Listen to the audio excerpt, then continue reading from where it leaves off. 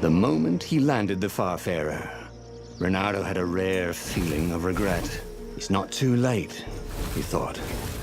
He could turn around and sail for Zenobia's island. He frowned. Wait a minute. He didn't want to kill Zenobia, did he?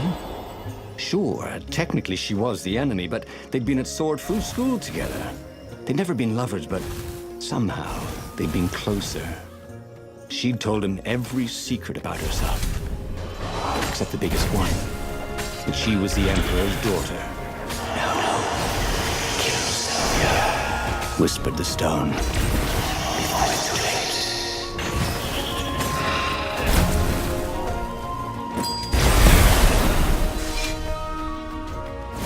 late. The waterfall was spectacular. You had to enjoy these things as they came. We passed this way but once. Wait a second.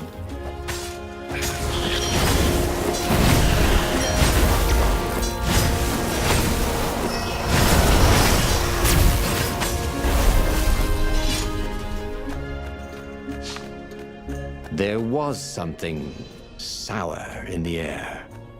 Like the earth had ruptured over something that had been fermenting for a very long time.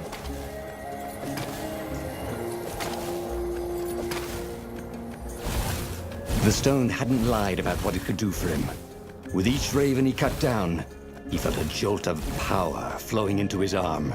You're weak, whispered the stone. The core will kill you. Are you afraid of it? No, don't be ridiculous. It chuckled. But it's unstable. It will poison you if someone just carry it. And if you try to use it, it will explode catastrophically. Reynardo did not trust rocks that talked in his head. He went onwards.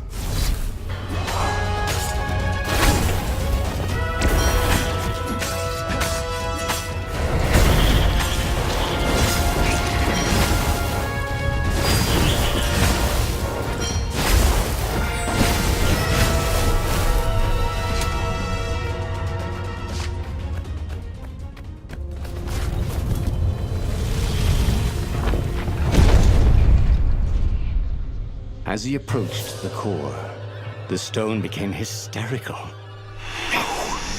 It's too much power.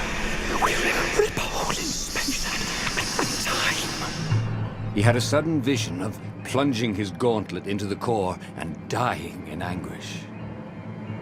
That wasn't his vision, was it? The stone had sent him its darkest fears, hadn't it? He had a sudden impulse to do exactly that.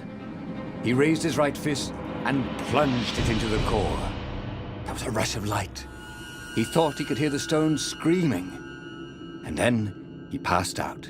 When Reynardo came to, the core was gone. But the Iblis stone was no longer black, but glowing with a blue light. And it was silent. "I can't hear you," he sang out, and "Yoo-hoo!" It didn't answer. "Ha!" he said. He had defeated the demonic gem with the power of his mind. He felt invincible. It was time to attack the Imperial outpost on the Nexus. Take the battle to the enemy. But among the huge crystals, there was also an observatory. A wise man would probably ask the scientists exactly what he had first. How wise was he? As the Farfarer sailed towards the Nexus, Reynardo wondered if the core had been created to silence the stone, or even to feed its hunger. Honestly, he didn't care. He felt terrific, and he appreciated the quiet inside his head.